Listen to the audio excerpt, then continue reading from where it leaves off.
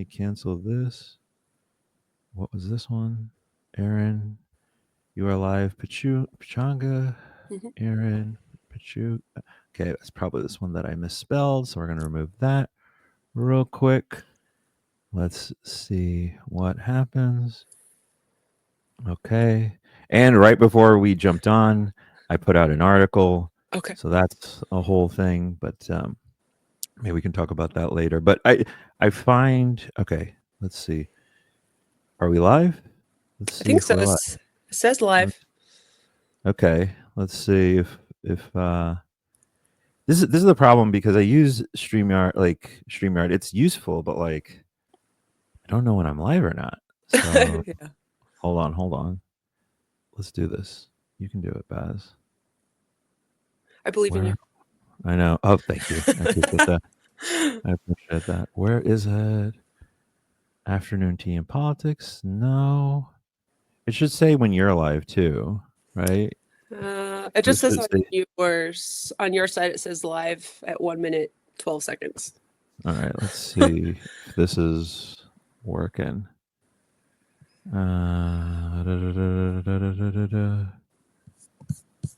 Come on, baby. Yay! There it goes. All right, we've got Okay. two people. All right. Now let me post this to other people's places. The thing I don't like about this Hmm. um, is that it doesn't like notify your subscribers that we're on a live. Oh, So I have to like send it to people, which is like a whole thing. So I'm doing that right now. strange. Oh, I can do it on mine too. Yeah. Be like, hey, we're Um, live. yes, we are Let me live. So see. Let me that's see. good. Okay, let's share it with people real quick. Hello, everybody. Hello. There's two people right now. All right, you type very fast. That's what I just learned. Okay, I'm gonna share here. Wee. Did I spell it right in the live? Oh my god, thank God. Yes, I did. Okay. Got to take the little Yeah. victories where you can. The dissident, subscriber.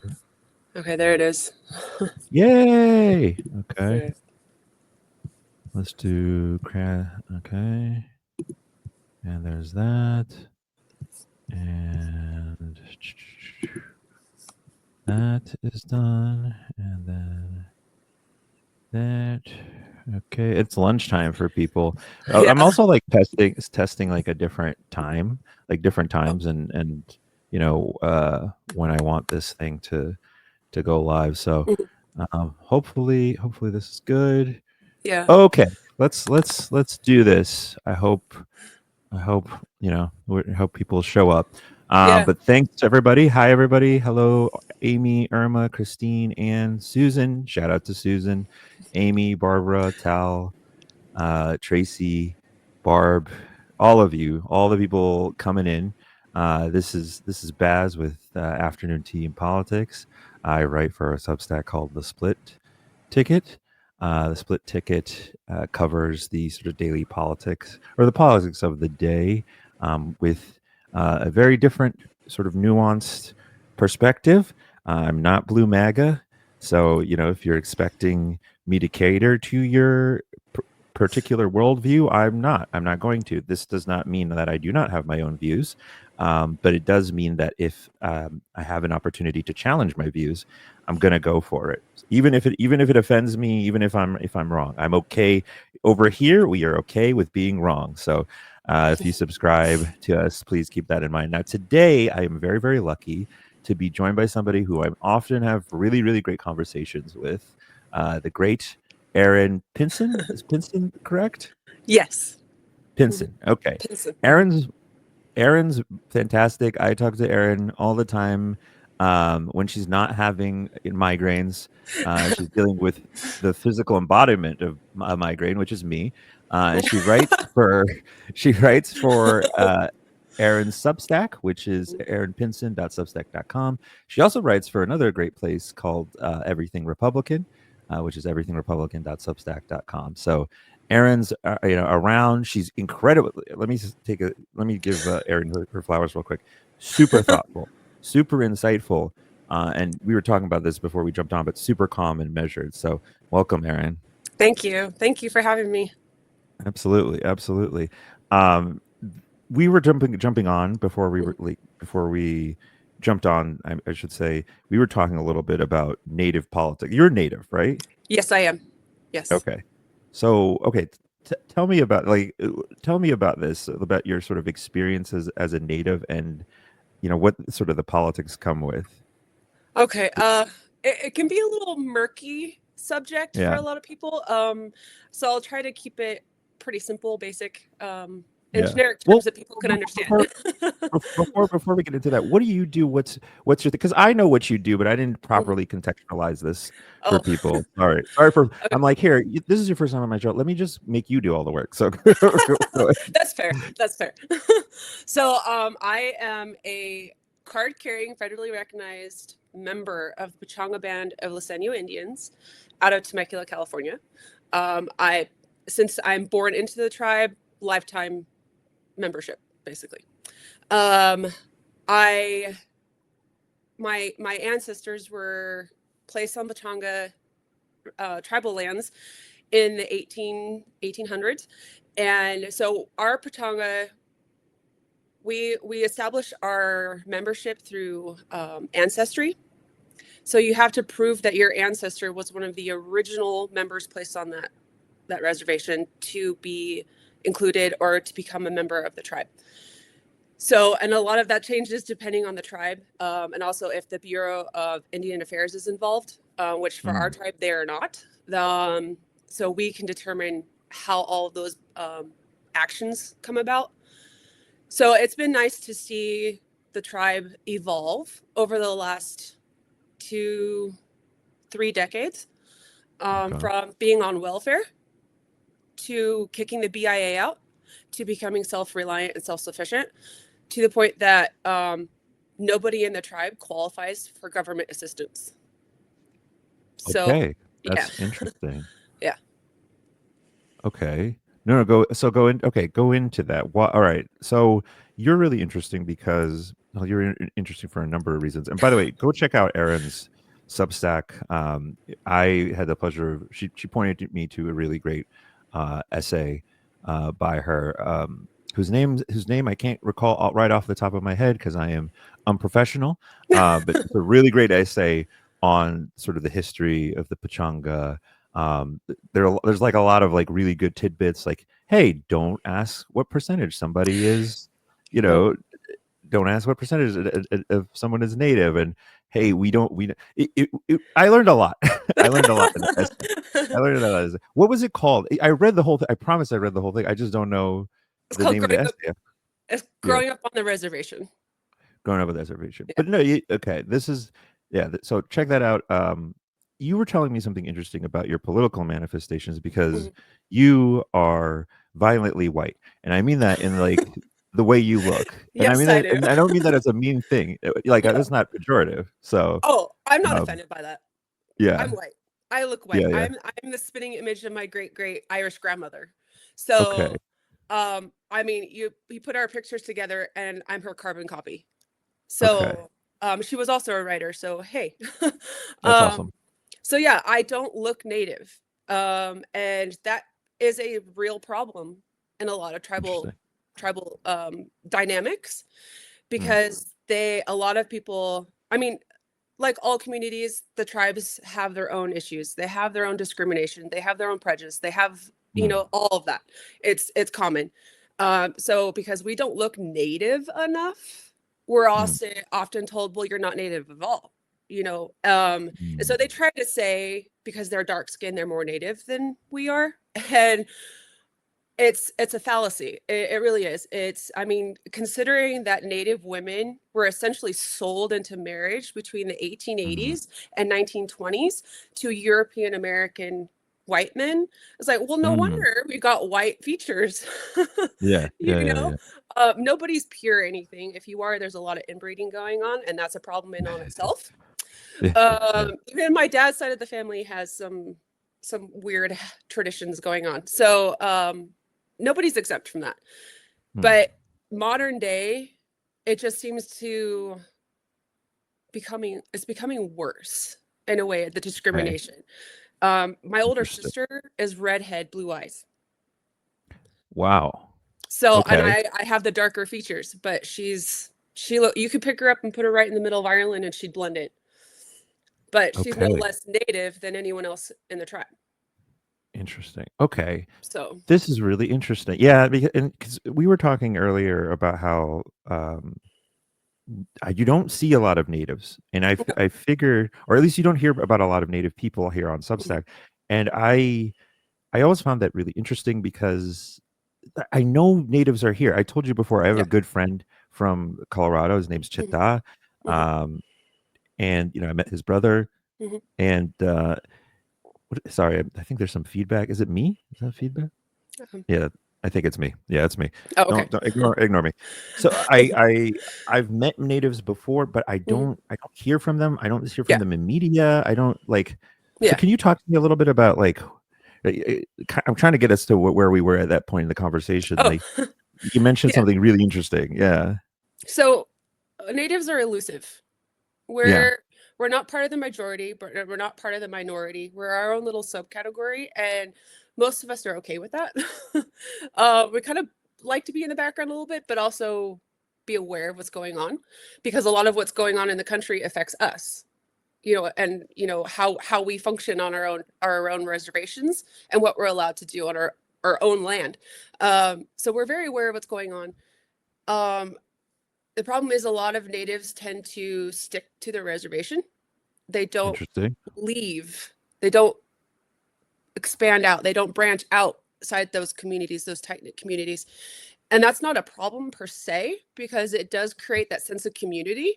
But I've learned that in order to basically erase your own discrimination and your own prejudice and stuff, you need to travel.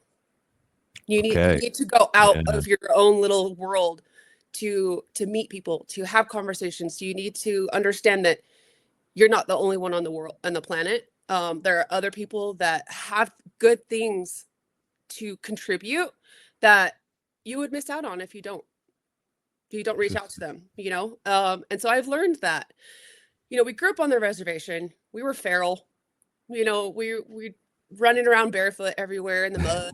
You know, we Yeah. had Yeah. Yeah. Yeah. rattlesnakes. We had illegals coming through the reservation. We had mountain lions, coyotes.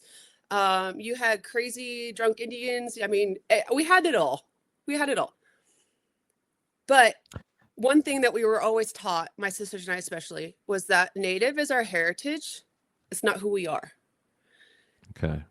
And I think we took that knowledge, that self perception, into our adult Mm. years, and so we can look at it in a balanced way. Like, we respect our Native heritage, but that's not all we are. Does that make, Interesting. does that make sense?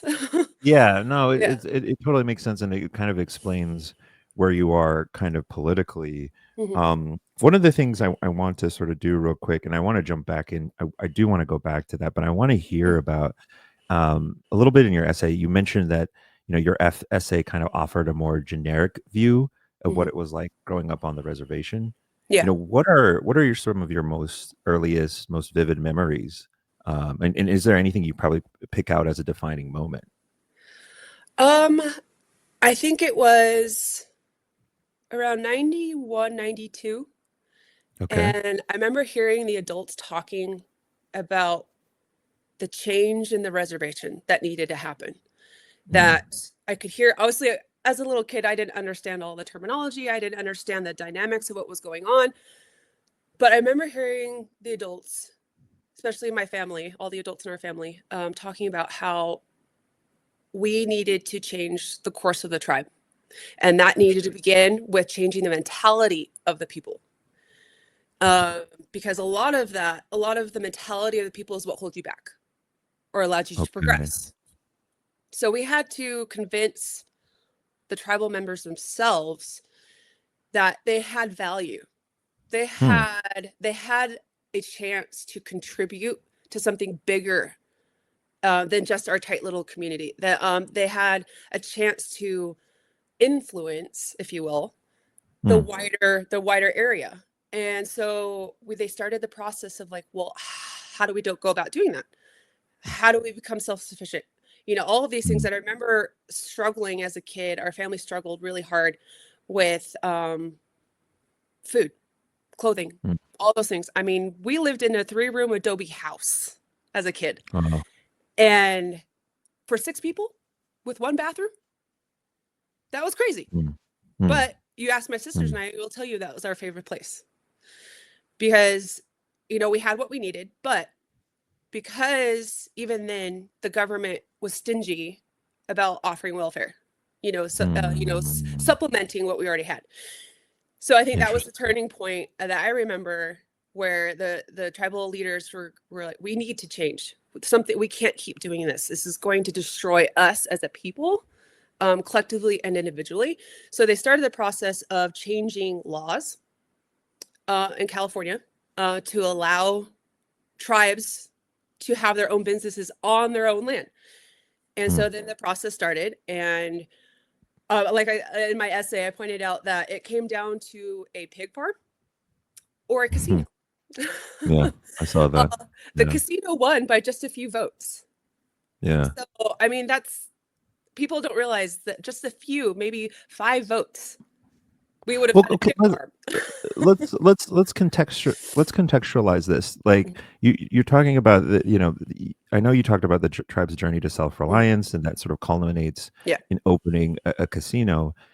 What was the exact turning point that made your community say, hey, we can stand on our own without the BIA's heavy hand? And can you explain to folks what the BIA is? Yeah, the Bureau of Indian Affairs, it was introduced in I believe it was in the late 1800s, early 1900s, to basically control what tribes were allowed to do. They basically came in and said, well, you're tribal land, but you don't get sovereignty. We have to tell you what to do. We are only allowed to tell you what kind of improvements you can do, if you can get educated, if all of these things. So the BIA is corrupt. It's like all other federal agencies. It has its issues. It has its problems. And so because the BIA was basically telling our tribe, you can't do this without our permission, we were like, okay, we'll work around that. So as a tribe, we voted to kick them out. And we forced the BIA you can do out that. of our, yes, you can. That's so interesting. Okay. Yes. Okay. So that was the first step, was that we had to get rid of the BIA. And so we kicked them out. Okay. Like, well, now that they're out of our affairs, how do we keep our sovereignty? How do we become self-reliant? So then that's where the business came in.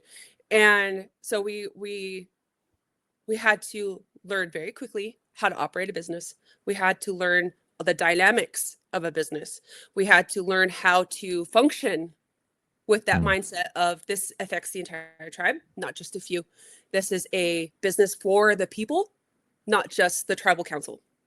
And to do that, we have, you have your bylaws, you have laws that you have to follow, because if you break any, or if the federal government can send the BIA back and say, well, you broke federal law, so we're going to take over again.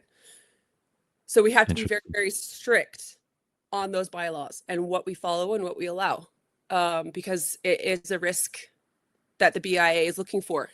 So yeah, so we have to be very careful in making sure all tribal members as a whole follow those bylaws, because it can come back and bite you. It really can. But go ahead. No, go ahead. So if you look at the tribal tribes around the country, the ones that are struggling the most, the BIA is involved. Interesting. Yeah. Interesting. So when you look at the ones that are thriving, the BIA is not involved. Interesting. Okay. So the first step to becoming tribal sovereign is to get rid of the BIA. But you have to convince the people to do that. Okay, so that actually segues pretty well because I was going to ask what sort of emerging challenges to tribal sovereignty, be it from the BIA, be it from Mhm. regulation, be it from corporate interests, do you see as sort of ongoing? Um, it's almost let's see, it's almost like they're looking at you with a microscope, Hmm. and if they think that you stepped out of line, what they perceive is the line, Hmm. they'll come in and start making, flexing their muscle, their posturing and stuff like that. Well, you didn't do this correctly, and we're going, well, according to Hmm. our bylaws, we did. So there's always the risk that they'll decide that they know better than we do for what's good Okay. for our people. Okay. Um, so it really is staying on guard. Hmm. Being on guard with what they could be doing, because the government is very quick to step in and say, well, we're going to take over. We don't want that. So, in order to keep our sovereignty and our Hmm. federally recognized uh, tribal identity, Hmm. we have to keep them out. We have to. I know that sounds contradictory, but No, it doesn't. it's so Yeah. important to be able to establish that firm line that nobody can cross, not even So that tribal members. so that's really interesting. Okay, so I understand that Mhm. I get that how that cognitive dissonance might be for some people, but Mhm. I mean, why would that be counterintuitive, do you think? I think, and this might come off strange to some people, but if you rely too much on the government, then you lose your own identity. You Interesting. lose your ability to do what's good for you. You lose Mm, your ability to act, because then suddenly you're like, oh, I need permission from this person to do this. Well, mm, that's not good. Um, and I think it's I know, like, going back to what I said earlier about traveling and seeing how people outside the reservation function, mm, and then coming back into the reservation and seeing how they do it there. You can see that there's good and bad, pros and cons for both sides. sure. But it's so important to keep the keep I don't know. It's so hard to explain sometimes. No, um I know where you're getting at. You're yeah. getting at so one of the things, this is something I cover in an essay that I wrote and put out today, which is this idea of governance, right? Hmm. And self-governance. And this is something I talk about a lot on my Substack. Um, I feel like we're at this point in American politics and just politics in general in the States Hmm. where the idea of governments and self-government is just not there. There Right. is no, we're kind of like passive players Hmm. in our own sort of political story, It's true. and this is true on both sides Hmm. of the aisle, right? Yeah. So the in the case of the Democratic Party, um, you know, Democrats have created a system um, where basically it's like watching your favorite TV show kind of get canceled despite Hmm. a letter writing campaign to save it. So we're Hmm. kind of we're not we're cheering, we're booing, but we're never deciding on our own, Yes. Yes, right? And exactly. so and so it that is something that I think a lot of people struggle with. So I Mhm. get where you're getting at. Yeah. Well, and that's something with the governance issue that we were very, very clear about with the tribe, is that with the because we have a tribal council that enact resolutions, bylaws, everything on the will of the people, Yeah. the majority rules basis. Yeah. And so we're present, we call them general meetings. And so Mhm. everyone comes to the meeting, they hear what's being discussed, they have an opportunity to agree, to disagree, to say, well, I would prefer to see this here or this done, or so that everybody gets a voice, everybody gets a Right. chance to be included in the discussion. And Yeah. then so we have same day voting on Interesting. resolutions, paper ballot.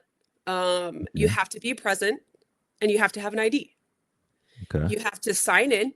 so that they know, your signatures have to match. Okay. And so and you have to be 18 and older, at least a high school graduate or with a GED, good standing with the tribe to vote on these Yeah. resolutions. Yeah. And that allows the all generations to be included, to be involved. And that helps us with the decision making. So you look at it from the tribal perspective, and then you look at it in the wider country and Hmm. how opposite they are.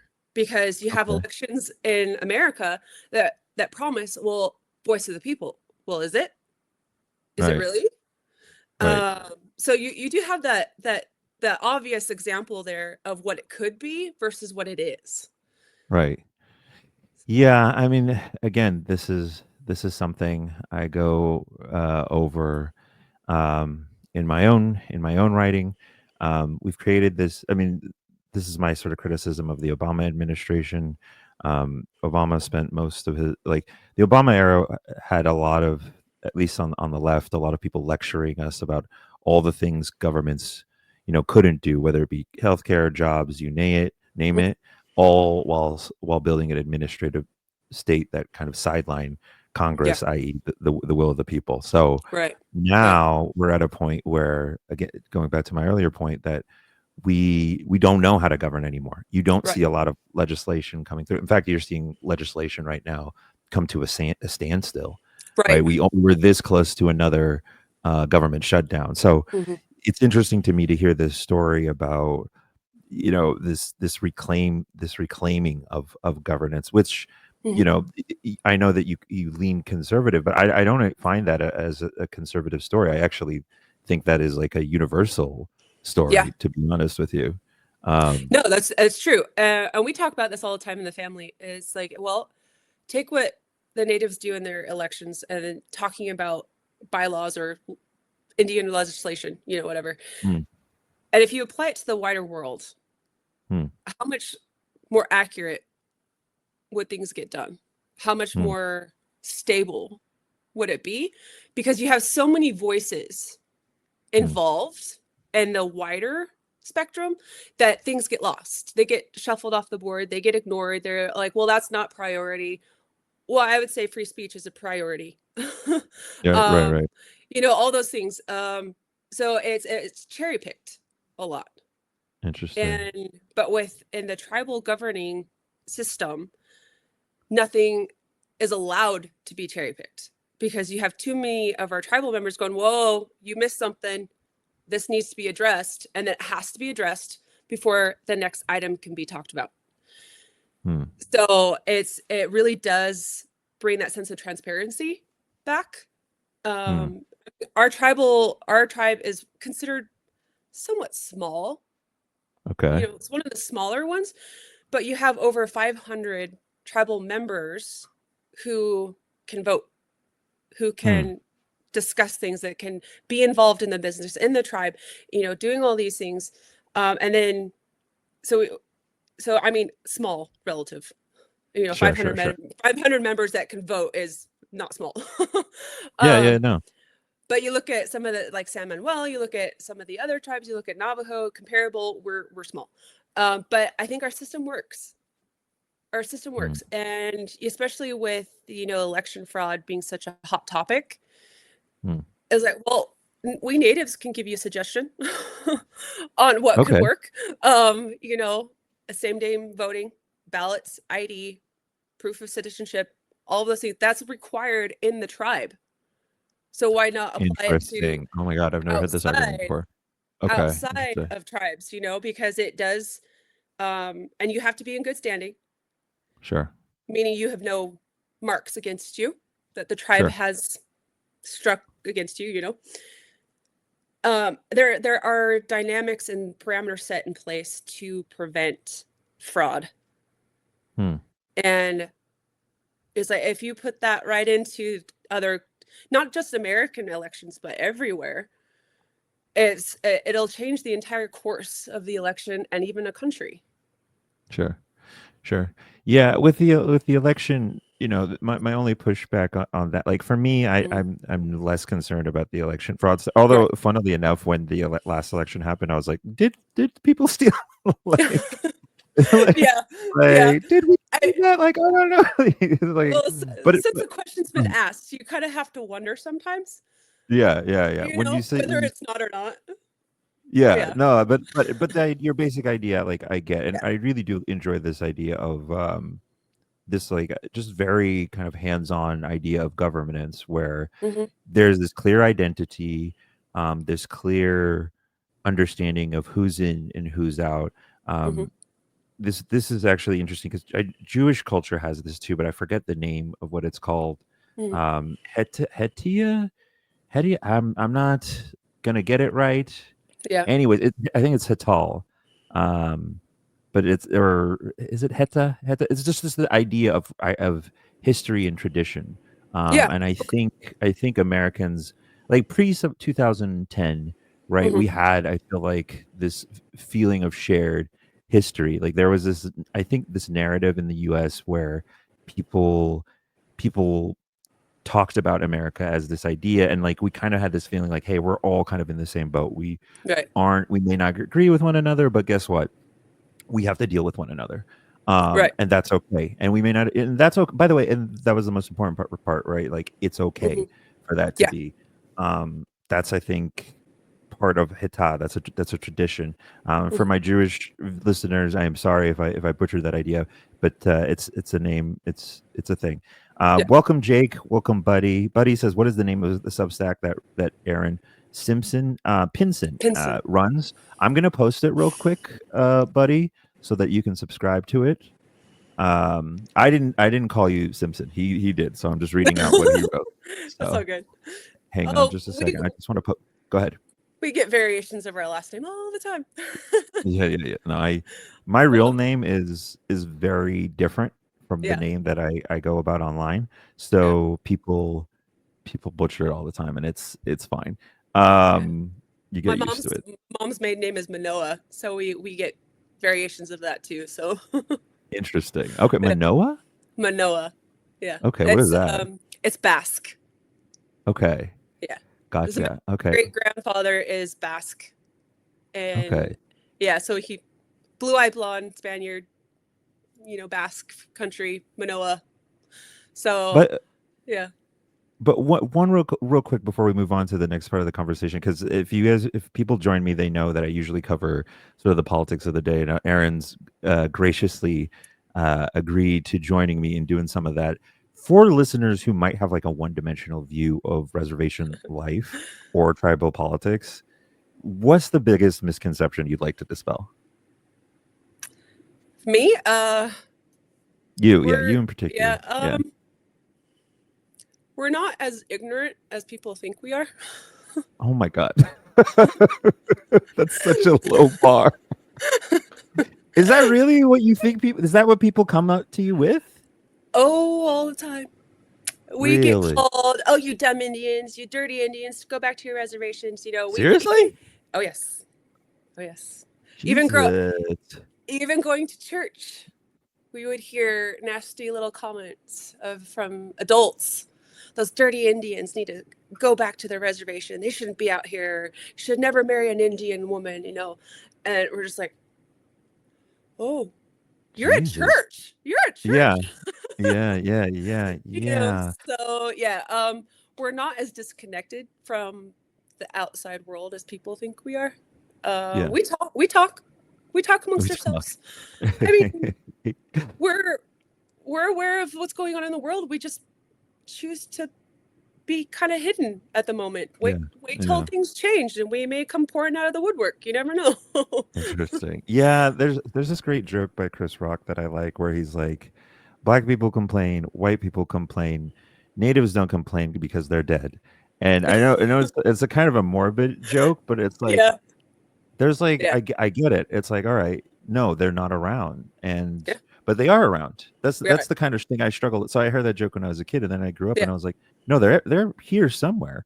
Like they can't yeah. have all have disappeared. So I always am like curious what of a native person's perspective on things. Mhm. So Even if they're 50% white, I like it doesn't like none of I don't use the percentages anymore, Yeah. but if it like I don't get. You Yeah. might be the first person I knew who's grown up on the reservation. Chita, I Yeah. was telling her earlier that I have a really great native friend named Chita, grew up on the reservation for like a little bit, and his Yeah. parents left quick. His parents were Yeah. like, "Nope, we're not doing this. We're Right. out." So, um, and then my sort of own exposure is just like him and Reservoir Dogs, or not Reservoir Dogs, Reservation Dogs. I think Restoration it's what. dogs.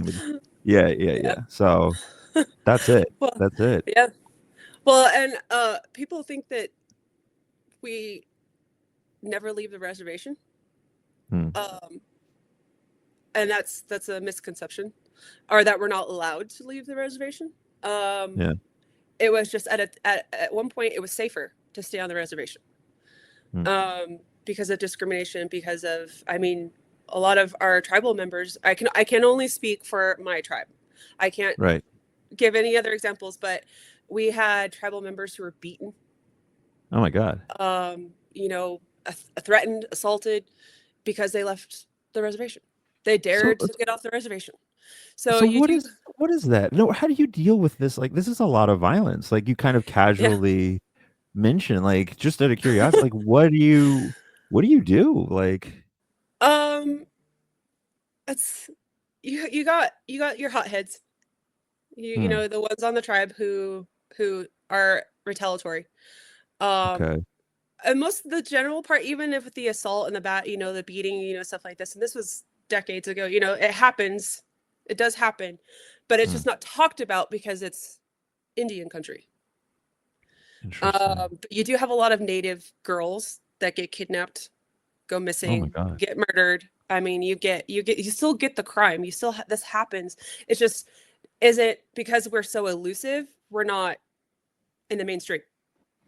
We're Hmm, not given a louder platform necessarily, to let the world know, hey, we still exist. We're still here, and our girls are getting murdered, raped, and disappearing. yeah, So that is a big issue, especially lately. And around the country, you see more and more missing girls, native girls, and yeah. we've had a couple in our own tribe who went missing, Oh my and God. we were able to recover one. She was alive. The other has not been found. Hmm, So you still have that issue, but for a lot of people, natives they have two speeds, I guess you can call it, okay. supersonic or slow to react. Okay. Um, we tend to Interesting. be very self-contained in a lot of ways. Um, we tend to prefer staring people down.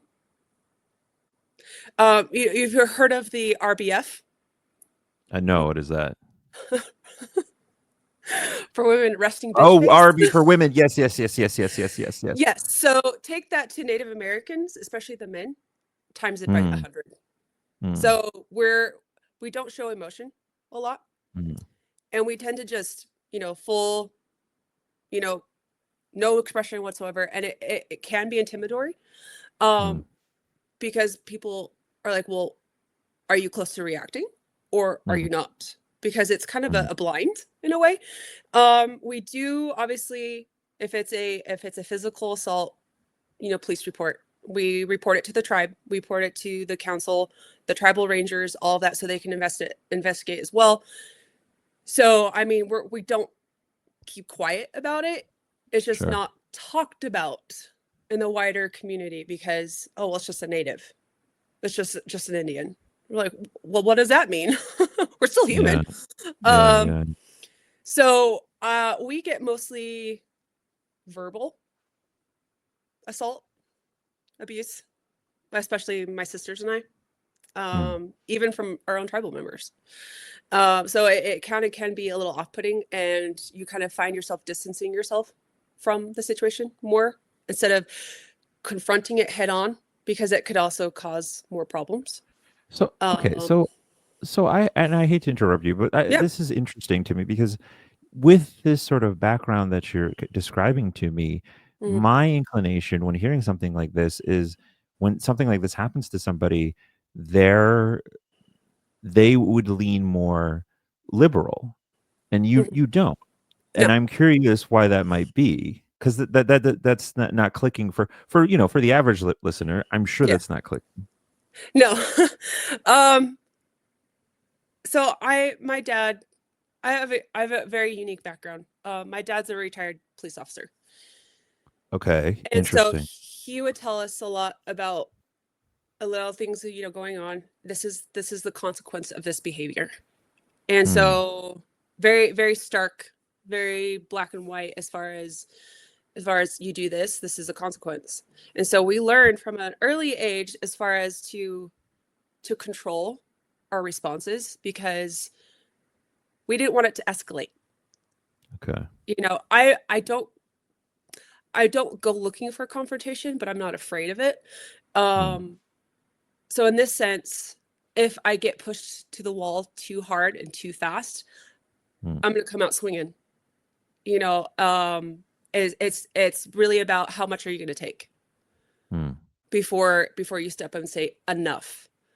And it's a mentality that I grew up embodying. Really, so to Hmm. me, that's not strange. Um, so when people are like, "Well, why didn't you swing back?" Well, there's a lot of reasons, Sure. especially if the person's bigger than I am. There's only so much I can do. But I also grew up with the lesson, and I'm sure I'm not the only one. Uh, don't start the fight, but finish it. Sure. You know, No, and that could go ahead. go ahead. Go ahead. So that could be a verbal or physical. It's like, but don't start it, don't escalate it, try to calm it down, step back, try to uh, diffuse the situation with logic, even humor if you can. Those kinds of situations where it does bring the tempers down. It does allow better communication. And you realize when you can do that, there was just a misunderstanding. Hmm. And granted, people just jump right in, you go for no apparent reason, unprovoked, Hmm. Hmm. and just because you're walking down the street. That's the problem. That is another big problem. But for me, I'm like, well, I'm nice until I'm not. Sure. And I can hold my ground. I'm 5'10". Okay. All So in right. a lot of cases, I just have to stand up. You know, and I just stand up, square my shoulders, and I just look at them with the RBF, and they're like, oh, you're not such an easy target. I'm like, no, I'm not. Yeah. So then they leave, and it's with the on the tribe and outside the tribe I found. So Interesting. yeah, Okay. So what I'm hearing is that basically, like, okay. And by the way, it's 5'10". That's a big gal. That's a I tall am gal. tall. I'm That tall. is it. I know this because my sister's 5'11", Okay. and yeah, she although she very much has short girl energy, but she's a really good.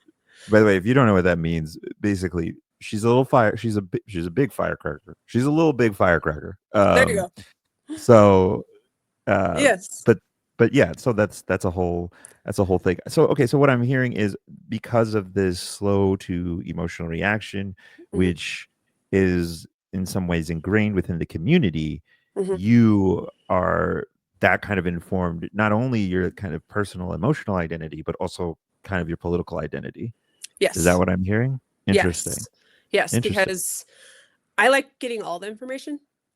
Okay. Even the stuff I don't agree with. I'm like, well, it helps round out my own Sure. perspective, my own perception Sure. of the situation, because Sure. then I can make an informed decision.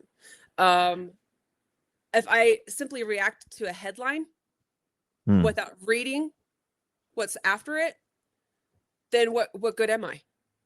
Sure. What good is my argument if I don't know what I'm talking about? Sure. So yeah, So I like doing that. I like researching. So, but is that do you think that's very different from someone who might be on the left?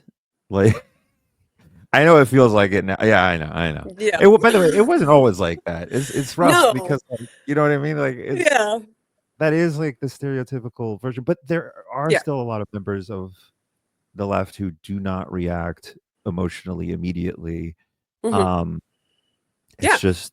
but I hear you. Like Yeah, that's the stereotype now. It's an yeah, emotional reaction, unfortunately. yeah. It really is. I was researching my last article, America First, Past and Present, and I was actually pleasantly surprised to see that Democrats and Republicans were working together, and a lot of those events were happening in the 1940s around World War II, and even after that, they're like, we have to work together to figure this out. And so, and then looking back over all the decades and how that shifted, and now you maybe get 1 in 10 working together or 1 in 20 working together. Like, that's not how Sure. it used to be. We used to Yeah. be very connected, very eager to have a conversation with people, and Sure. now it's changed. Or they would be, well, if you're not sure, go research it. Don't Yeah. just take my word for it. Go research it. And that was for everybody. That was, Yeah.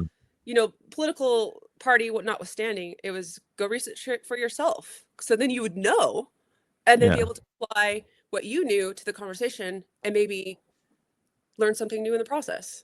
Yeah. So, Yeah, the left definitely has an image problem, so that you're not wrong yeah. in expressing that. Some people get mad. I mean, someone just got mad just now and unsubscribed, I guess, because I said I said that. I was like, hey, look, man, we there is an image problem on the left. I don't know if you would consider me on the left anymore. I feel like politics is one of those things where it's like you it's kind of like race. You don't Yeah. actually know what it is, Mhm. what you are. People just tell you what you are. You might have Yeah. this idea of whom you are, but Right. people are like, no, you know, I don't Yeah. actually think you're that thing. And whether Yeah. that's true or not, it doesn't really matter. It kind of ends up being what you it just ends up being the truth regardless of what you feel Right. or not. So Right. Right. so Well, that's go ahead. that's very, very apparent in the tribal Indian community. What do you Is mean? the you know well, this is what I am. What you're Mm, saying is like the political identity, whatever, is more important than yeah. not. Um, Yeah, yeah. it's because our tribe, and going back to like the educating yourself, researching, becoming more aware of your world, not just what you believe, um, although it can support your beliefs or break them Yeah. apart. It just kind of depends. I think politics these days is more fluid as far Mm, as, well, I'm neither or. mm, Um, but it's still, you still kind of find yourself leaning towards one way, but not mm, necessarily saying, well, that's what I am. That's not what I am. That's what I believe. yeah. Um, and of the tribes, especially, I mean, this last election, 2/3 of all Native Americans voted for Trump. Mm. That's 64% of the That's Native insane. I had no idea. community I had no idea. voted for the first time Republican, Interesting. because they realized that voting for the same old was not getting us anywhere. And so they're like, well, we're gonna take the bet and go on for something that could maybe change the course of the country, change for the better for everybody. So that's kind of where, people started researching more, especially in the Native Interesting. community, because you have, even though our tribe is one of the more educated of in Mm, Southern California, you still get the ones who don't want to know, interesting. and not just politics, world events, but they don't want to know other things. They're just, well, they're content in their ignorance. I'm like, well, ignorance doesn't serve anybody. No, um, I totally hear you. it's like learn about it, figure it out, and then be open-minded enough to be able to change your perspective. That's really what it is. Speaking of learning and uh, adding on to a perspective, I'm Mhm. going to start now a video I wanted to watch. Okay. Like I said, Erin it was kind enough to join me, although we're kind of running a little bit over. Erin, if you need to run, I Hmm. totally get it. You're So, good. okay, so I'm just Feel going to share. Just go ahead. The only one that would be worried about me is my service dog, and my mom's watching him for me. Then shout out to mom. Thanks, Yeah. mom, for helping us out. Yeah. Uh, I didn't know you had a dog. What's your puppy's Yeah. name? His name is Sky. Shout out Yeah. to Sky. Yeah. Shout out He's to Sky. seizure Got it. alert dog. Okay, that makes Yeah. sense for you. Okay, that Yeah. makes total sense for you. Okay, yeah, Yeah. just to let everybody kind of contextualize, uh, Erin suffers from a pretty severe seizure. Uh, I hope you don't Disorder. mind me sharing No, this. Yeah. go for it. So, so that's why she needs her puppy. And just wanted Yeah. to welcome a couple of different people. Welcome to Jeff. Welcome to Linda, Holly, Peggy, George.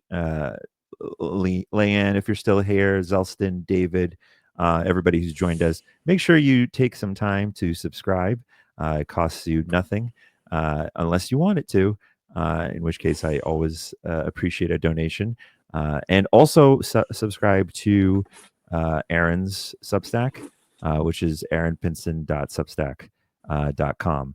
Which I've posted also in the chat, and which I will also post in my chat if you have access to that. What I have here is, the usual folks that I like to consult when it comes to news. It's Breaking Points.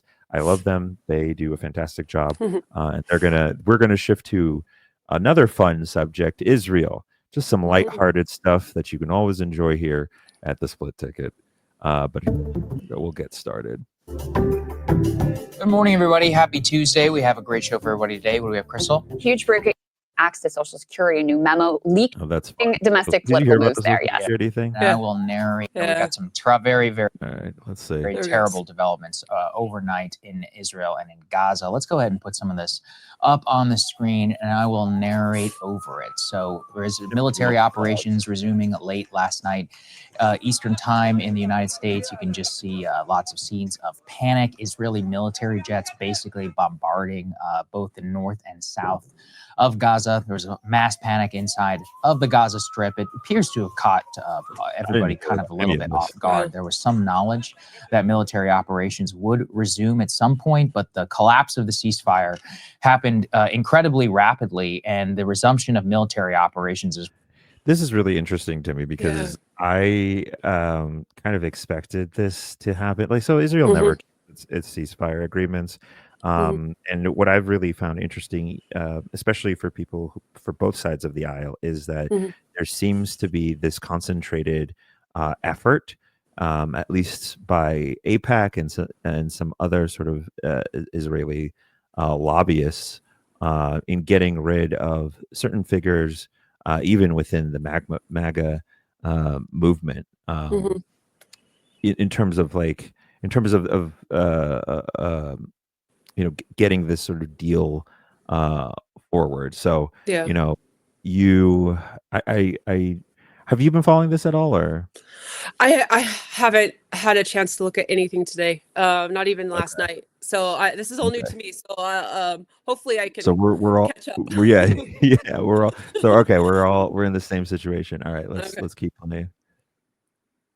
As well, basically caught everybody surprised except for the United States. Let's put this up there on the screen. Drop site news. Ryan Grimm outlet has here some reports from on the ground. Yeah, Ryan Grimm, by the way, is on Substack. Go check out his Substack drop site. It's fantastic. It's incredible. In Gaza, keep in mind that number up there is outdated. It appears we got 300 or 400 people now who have been killed inside of the Gaza Strip. It's apparently one of the deadliest days since 2023 and the resumption of bombing there in October, after the October 7th attacks.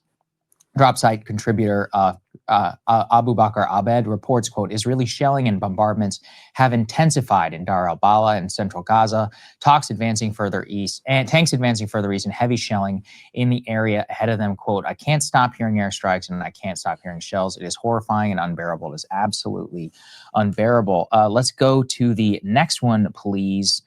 And we will show you here from the Israeli Prime Minister's office. Benjamin Netanyahu and the Israeli Defense Minister Israel Katz have instructed the military military to take forceful action against Hamas in the Gaza Strip.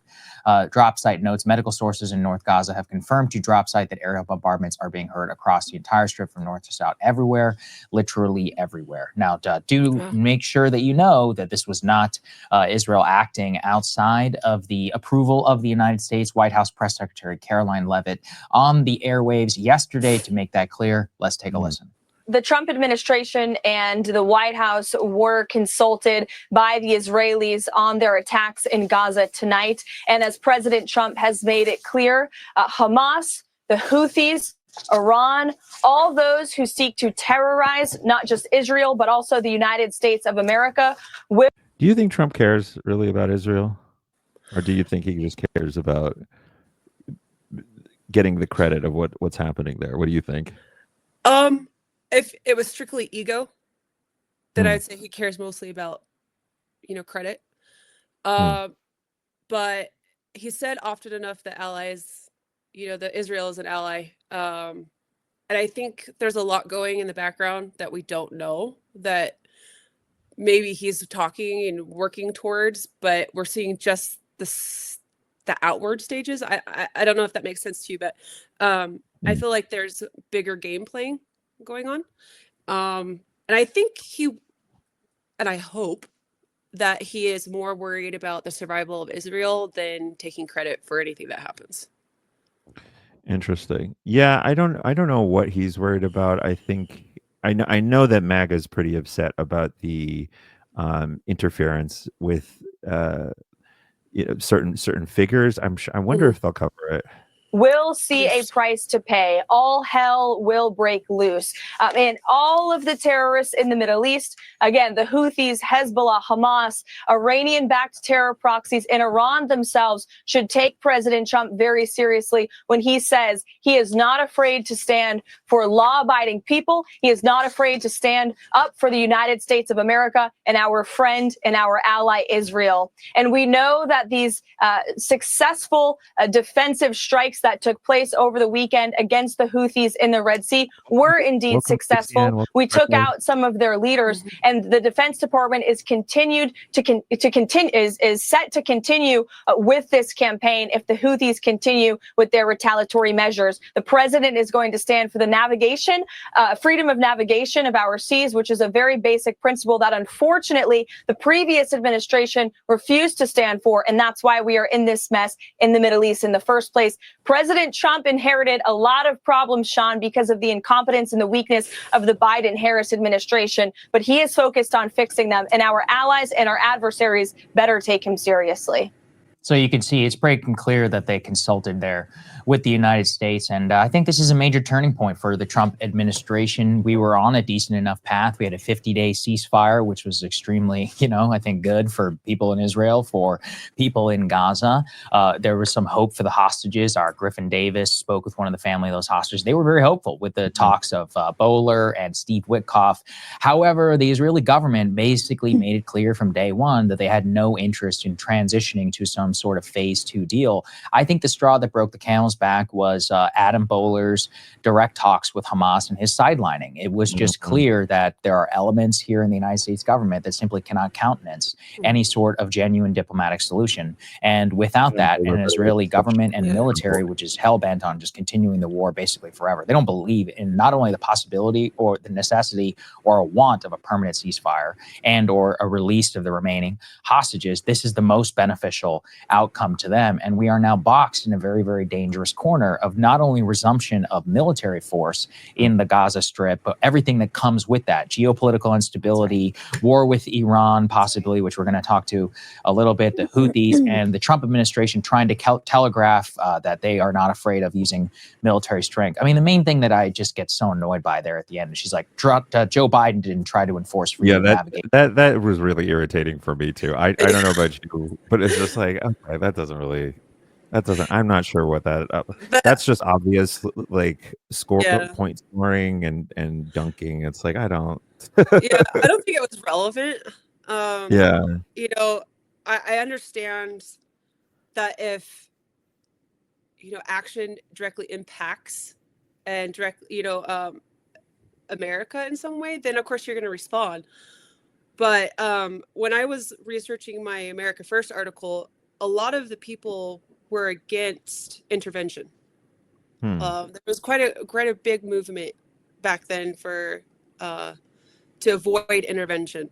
As far as, was it going to cost us to get to intervene in these situations when it doesn't directly impact us? But then I can see the other side of it of, well, it does impact our commerce as far as, ocean trade, all that kind of stuff. So I can see why there would be a reason to respond, but at the same time, I can understand the hesitancy and the reaction of, well, was this necessary? Why do we need to do this? I think there's argument for both sides. Yeah, for me personally, I don't really like the obvious political scoring. I'm also very concerned about this political interference in sort of national affairs. Francis Leader says, "Let's buy Trump a dictionary so that he can learn what the word peace means." Shout out to Francis. She's a really big creator on here. Hello to Tim. Hello to CM. Gruen. Hello to Douglas. Hello to Sedoli. Oh, I pronounced that wrong. Yes, we just talked yesterday. We dropped more missiles in the last 2 years than we did in the 30 years prior for anti-ship, including 2 wars that we fought in Iraq and Afghanistan. Yes, I'm aware that there was not a naval element, but the point still stands. Hundreds of millions, if not billions of dollars, have been spent trying in just the last 2 years to diminish this Houthi threat. Turns out the only thing that worked was a ceasefire. It was good for America, it was good for Israel, and it was good for Gaza. But look, you got elements here which just don't want to participate in it, and we're on the road show now. So everybody buckle up. And it's unfortunate, but I don't really see a way out of this for the very foreseeable future, except if there is what we can all hope is Trump blinks. And there's so much instability that he has to push back. But even creating and allowing the situation in the first place, there's no reason for it. Zero. They were on the right track, but as you guys can see, you have a member of the U.S. government. He goes on television, says we're not a client state of Israel. Basically, gets lopped his job entire off the next day.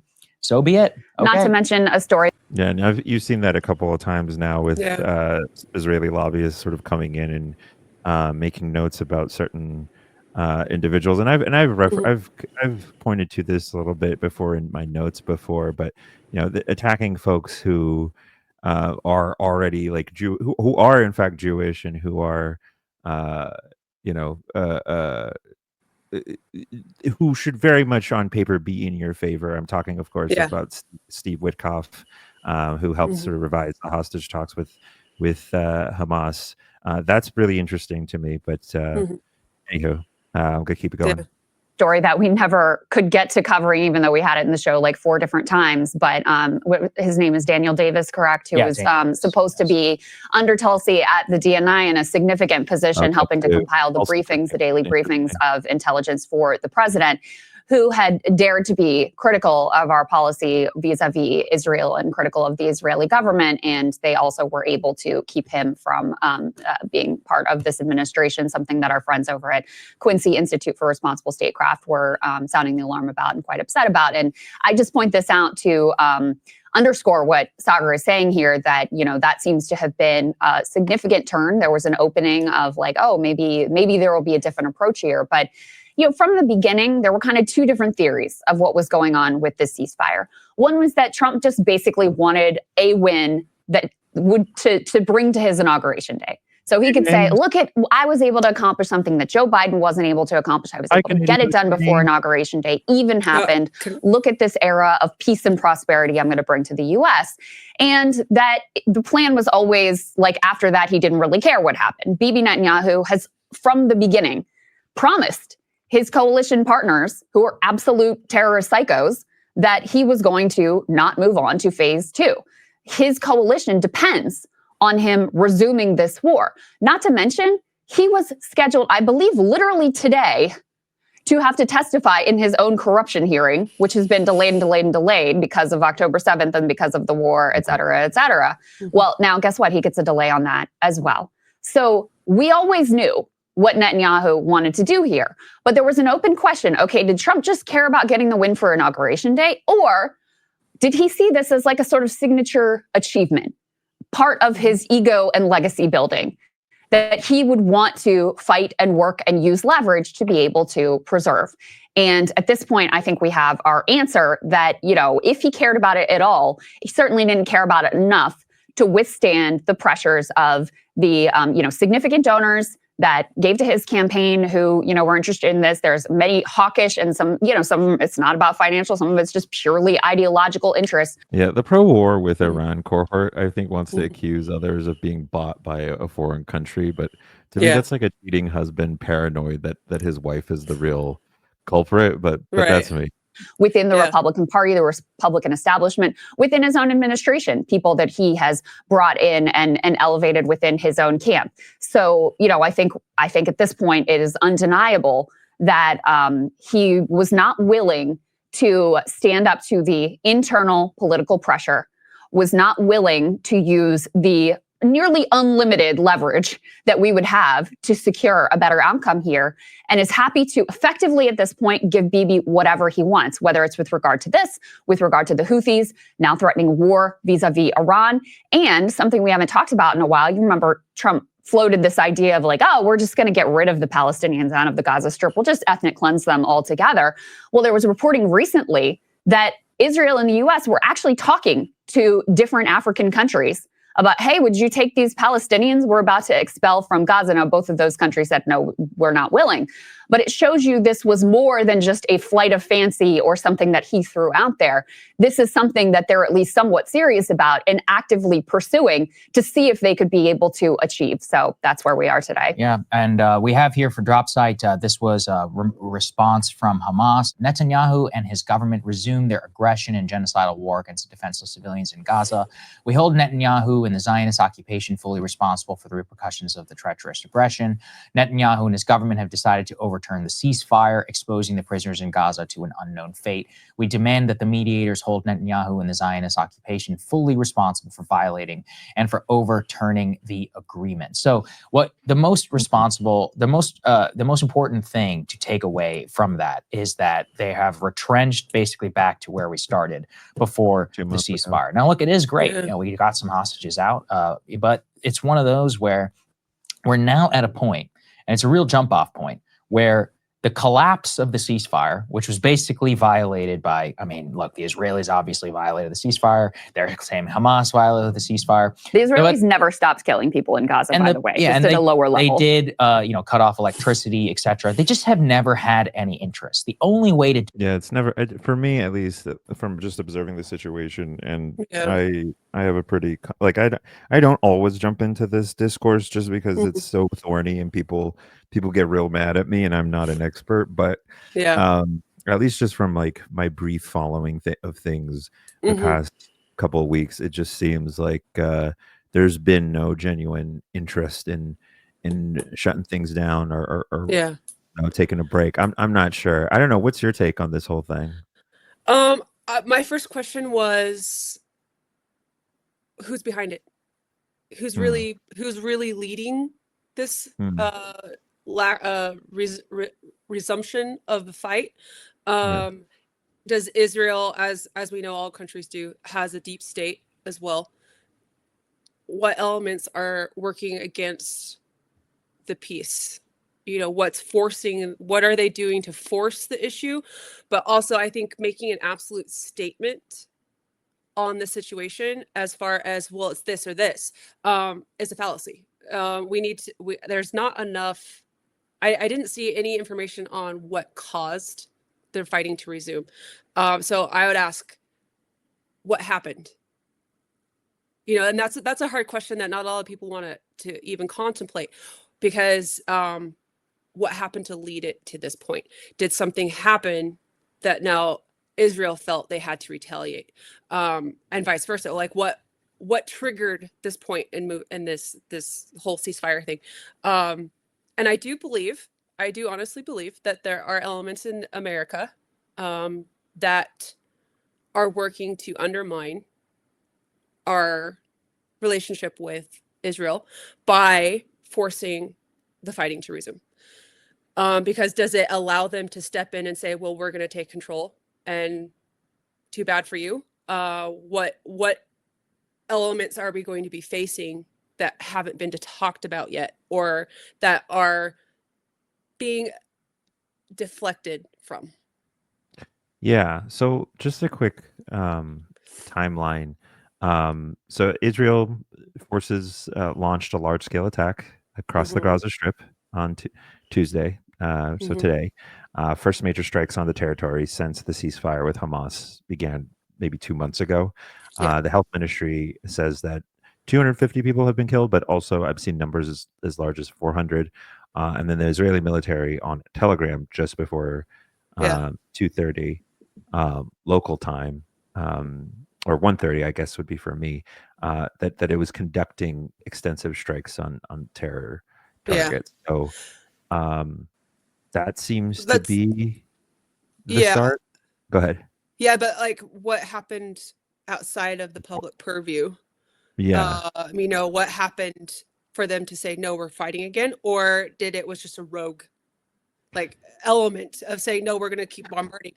Well, I want to know this question, these answers. yeah, no, I'm totally with you. I think so that's Sagar's whole point is throughout this process, it doesn't seem like well, let's keep going. Let's see what they to do it would be to put significant pressure from the United States, which we did to facilitate the very first ceasefire.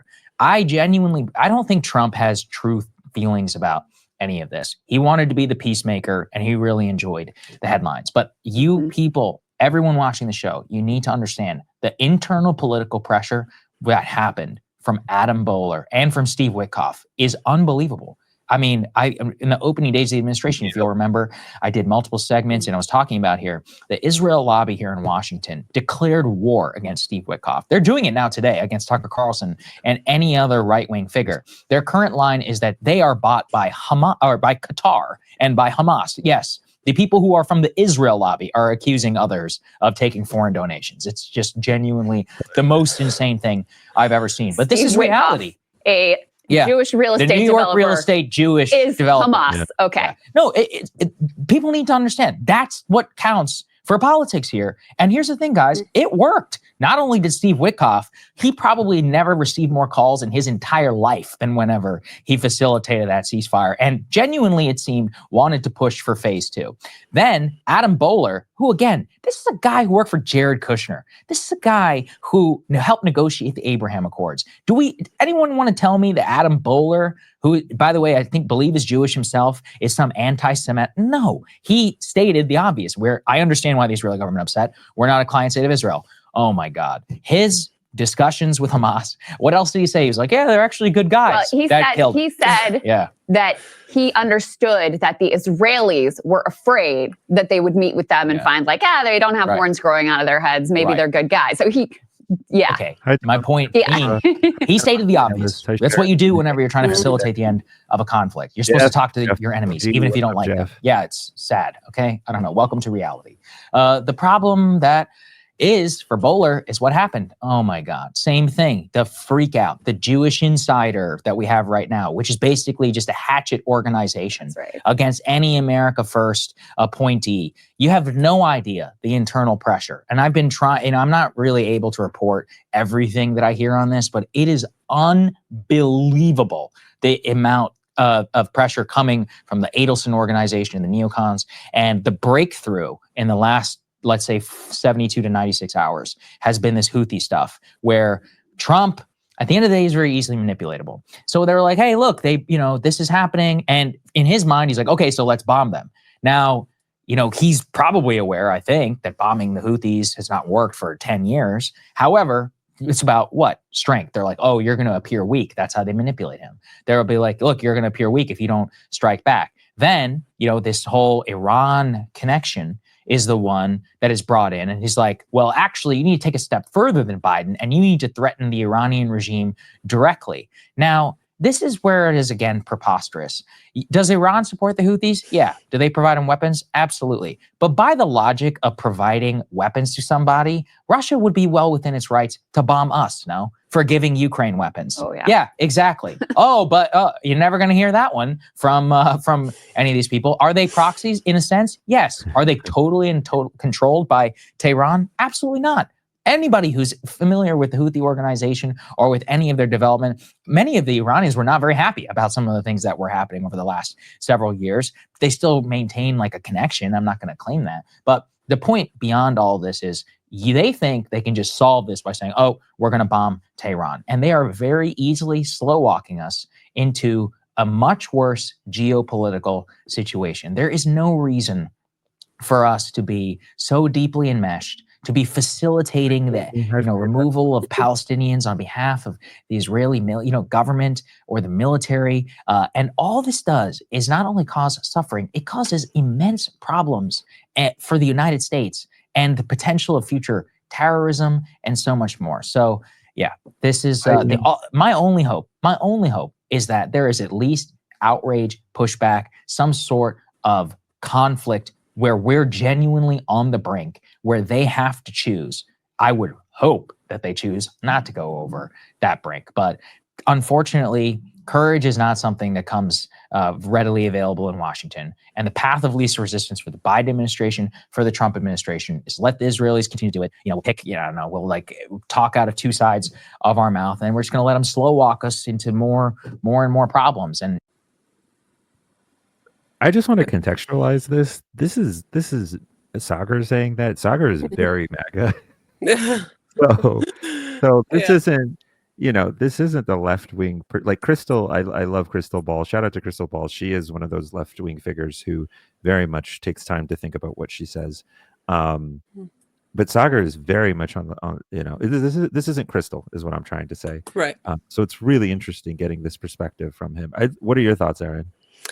I think he's got a point. We've got elements in our country that want war because war is money. Especially with all the USAID stuff coming out and all the money being walked back. Where are they going to get their money? Where are they going to do that? Through war. And so what elements are pushing for that? And he mentioned Trump being manipulated, which to a degree I can understand that. I can actually agree with it. But is he allowing himself to have the illusion of being manipulated to uncover something else? That's the question I have. It's something we have to look at in a very... movement? Is that what you're saying? What? Sorry, go ahead. I didn't hear that part. 4D chess movement. I'm sorry, I didn't mean to interrupt. No, that's true. It's the illusion, and maybe it's very one-dimensional illusion. But is Trump allowing himself to appear to be walking into this trap, this war machine, to uncover something else, to uncover a darker element, which, as we've seen, and this could go for anything in the political stage, war, whatever, that there's always going to be a dark element that is pushing for these things, that is going to create a talking point or a narrative that is disconnected to the reality of what's really going on, what people are seeing. It's very shallow. So what else is going on that we're not seeing, that by the appearance of it is, well, he's allowing himself to be manipulated into war and to do an absolute. There's no option there for negotiation. Is that true? But I do agree with that there is a sense of manipulation going on, because you use the phrase, he used the phrase, stronger, peace through strength. While that's true, how are we achieving it? Through flexing our muscle and posturing, or through true desire for peace? What's the dynamic? What's the purpose behind that? I know I've heard a lot of conversations, and also read a lot of quotes and things of, well, in order to have peace, you need to be prepared for war. The line, however, is drawn through physical action. How is that going to come about? Are we going to be drawn into physical intervention? Especially on the Gaza Strip. Are we going to have to be sending our military, over there to step in? Should we? I don't know. Yeah, it's that's a tricky question. I mean, yeah, it is a good question. I don't know. Like, my hope is that we don't get dragged into it. Yeah. Let's keep playing. Let's see. And by the way, shout out to Animal Spirits. I see you there, man. Shout out to Meg. Hey, Meg. You know, America needs to wake up, but we're not there yet. We're just not. I also can't divorce it from the domestic political climate that they have created with the absolute crackdown on speech around, all of the pro-Palestine protests. Different sort of woke fascism. Arresting Mahmoud Khalil for his speech, a legal permanent resident, calling him a terrorist, etc. It becomes very difficult to sustain the thought that anyone who even posted pro-Palestine sentiments is a terrorist or supporting terrorism, or people who protested in favor of an end to this war that you claimed you wanted to stop is pro-Hamas and is supporting terrorism, while you have your own negotiator out there saying, hey, we got to meet with these guys. Israel's not we're not an agent of Israel, and they're afraid that we're going to meet with them and find that they're not such bad guys and they don't have horns coming out of their head. These things become sort of internally unsustainable. And so I think you can't divorce this timing of the resumption of all-out assault in Gaza and giving Bibi everything he wants with regard to that and the Houthis and Iran with the domestic crackdown here as well. These things sort of go together hand in glove. Hey, if you like that video, hit the like button or leave a comment. Hearing that actually reminded me of the Red Scare during the 1950s, Senator McCarthy. Interesting. Okay. McCarthy he went after a lot of Americans just by the things that they may have said. Oh, well, you're a communist sympathizer. You must be a communist and you're going to destroy our country from within. Rarely did he ever find a true communist supporter. He just went after people who just happened to mention in passing. So, and there's a lot more context to that. There's a lot more, it's more complicated than that, but that's the general basis of what happened. So are we facing a Red Scare 2.0? That's a great. That's a fantastic question. You mean with the Mahmoud Jalil situation, or what do you mean? In general, like, okay. Are people who say, "Oh, pro-Palestinian," are they a terrorist, or are they just sharing their sentiment, their opinion? Where does the line get drawn? Are we going to go after people just because they say that they agree with pro-Palestine? Are they enacting domestic terrorism? Are they actually committing violence? And there is, even though you do have peaceful assembly, violent assembly is not okay. So there has to be a difference there, a disconnect of peaceful. You're allowed to peacefully assemble, but at what point does it become domestic violence when you start attacking people, you burning buildings, that kind of thing? So I think you have to be very, very careful, and that we don't instigate a Red Scare 2.0. Yeah.